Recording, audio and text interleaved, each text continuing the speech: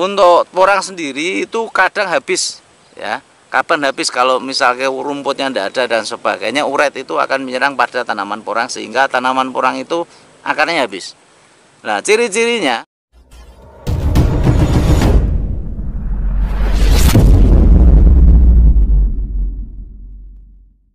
Assalamualaikum warahmatullahi wabarakatuh. Hari ini kita di lahan katak ya. Katak yang di sini yang diisikan dari isi 200 sampai dengan 400. Usia untuk katak ini sudah 1,5 bulan yang lalu yang kita tanam. Terus perawatan-perawatan yang kita laksanakan ialah pembasmian gulma. Di sini untuk yang di parit itu kemarin sudah disemprot dengan herbisida sistemik dan herbisida pratumbuh. Alhasil untuk tanamannya sudah setengah mati. Secara otomatis nanti akan kita lakukan penyemprotan yang kedua ya. Sebelum nanti gulmanya terlalu banyak, kita akan semprot lagi dengan herbisida sistemik dan pratumbuh juga.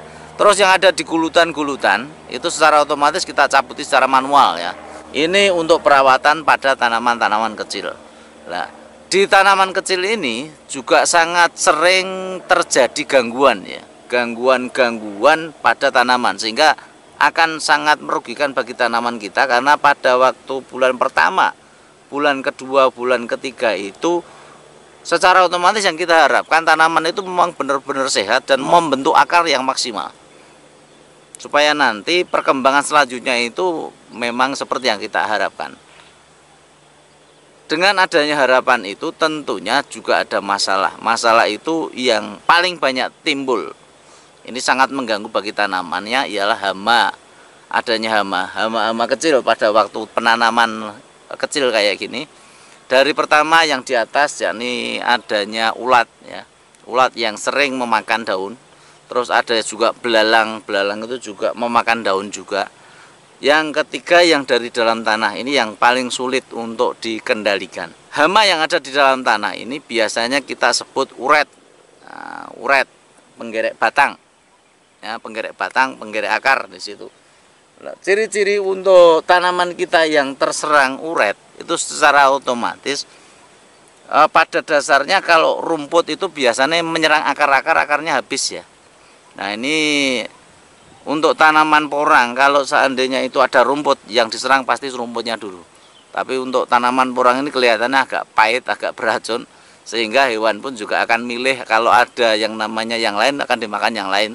Untuk porang sendiri itu kadang habis ya. Kapan habis? Kalau misalnya rumputnya tidak ada dan sebagainya, uret itu akan menyerang pada tanaman porang sehingga tanaman porang itu akarnya habis. Nah, ciri-cirinya itu ialah tanaman itu menjadi daunnya agak keriting ya, menutup kayak gini. Terusan yang kedua, perkembangannya tidak bisa maksimal karena akarnya sedikit. Itu yang lain sudah tumbuhnya sudah maksimal, tapi yang terserang uret ini secara otomatis nanti akan mengerdil ya, pertumbuhannya lambat sekali karena ya itu tadi akarnya terganggu. Nah, terus uret ini hidupnya itu pada dasarnya memilih ya, memilih untuk lahan-lahan yang subur. Yang di situ biasanya untuk uret itu hidupnya pada tanah-tanah yang gembur, tanah-tanah yang banyak organiknya. Ini menjadi kendala tersendiri bagi petani ya, apabila kita memang melakukan pertanian secara organik ya. Kalau secara full organik total ya agak susah ya. Kita usahakan untuk semi organik. Nah, secara pemupukan kita sudah pakai organik, pupuk dasarnya kita sudah pakai organik. Nah, nanti untuk pemberantasan hama ini kita menggunakan sedikit kimia ya. Mudah-mudahan tidak begitu berpengaruh terhadap tanah. Yang jelas untuk tadi kita sampaikan bahwa uret atau ulat embung atau penggerek akar di sini itu memang hidupnya pada lahan-lahan yang subur, pada tanah-tanah yang komposnya banyak. Nah, ini pada dasarnya mungkin di pupuk kandang itu banyak sekali uret, dan uretnya pun ada yang kecil, ada yang sedang, ada yang besar. Nah, itu ialah habitatnya. Terus yang kedua, untuk uret sendiri itu mempunyai siklus ya. Siklusnya mungkin bisa kita lihat di sini. Nah, seperti di gambar. Itu bertelur ya, bertelur pada bulan-bulan Juli atau Agustus ya, kemarin kumbang-kumbang itu sudah mulai bertelur. Di bulan September, Oktober, November, Desember, Januari, Februari, Maret, April, nah itu mulai berkembang sampai besar. Nah, pada bulan Mei, Juni itu sudah membentuk menjadi kumbang lagi. Nah, pada bulan Juli, Agustus, itu kumbang-kumbang itu akan menelurkan telur di dalam tanah. Secara insting, yang namanya orang tua itu kan menghendaki untuk anaknya itu mempunyai kesejahteraan tersendiri. Untuk hewan pun instingnya juga sama, dia akan menelurkan pada tempat atau daerah yang di situ banyak kandungan organiknya. Ya, justru malah tanah yang subur, tanah yang banyak organiknya itulah tempat telur daripada uret. Nah, secara perkembangan itu, makanya kita bisa mengantisipasi pada waktu kita olah lahan dulu, harusnya kita memang sudah mengantisipasi ya untuk uret itu supaya nanti tidak menjalar kemana-mana.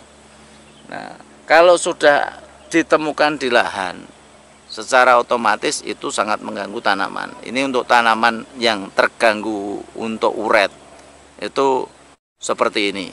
Kita lihat ya.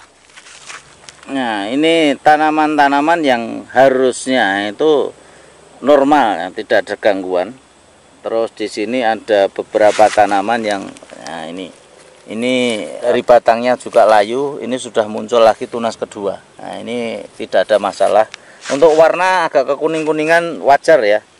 Terus ini ada yang terganggu kayak gini. Ini kemungkinan di bawahnya ada uret juga. Terus ini tidak tumbuh. Nah, kemarin kita sudah ada penyulaman, dan pada waktu penyulaman sendiri kita memang menemukan yang namanya uret di dalamnya. Itu sangat mengganggu ya. Itu. Terus untuk ciri-ciri yang batang-batang mulai terkena uret, itu pada dasarnya daunnya mulai, nah ini mulai menelungkup, agak keriting kayak gini. Ini pun sebenarnya masih bisa hidup ya, karena nanti akan membentuk akar dan akan berkembang juga.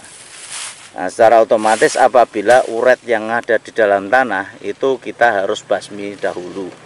Nah, kalau secara fisik untuk membasmi paling gampang gimana? Ya kita harus mencari uret itu yang ada di dalam tanah.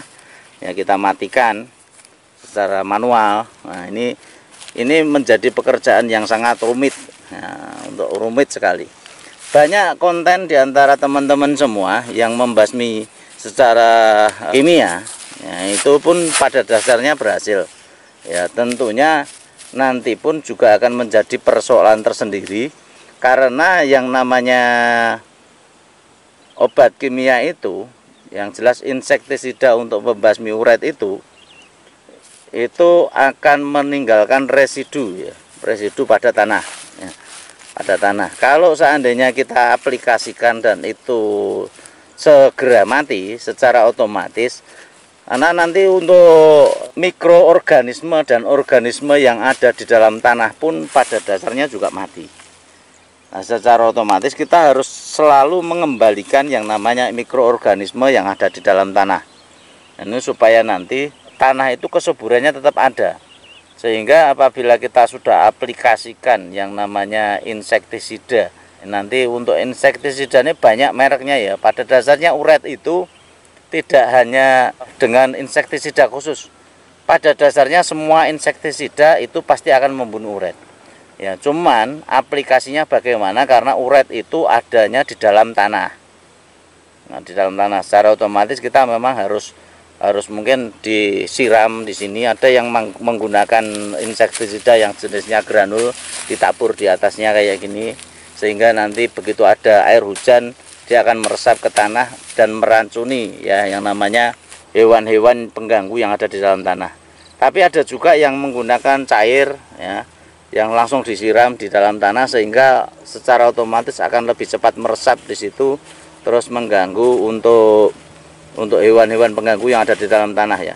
Pada dasarnya semua insektisida itu bisa membasmi uret ya. Silahkan nanti insektisida apapun, ambil yang namanya hewan uret, celupkan ke dalam air yang ada insektisidanya dan entaskan, di situ pasti akan mati.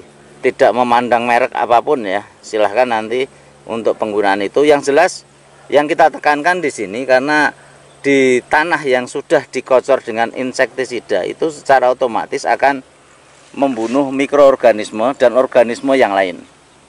Nah, ini akan berpengaruh juga nanti kepada kesuburan tanah.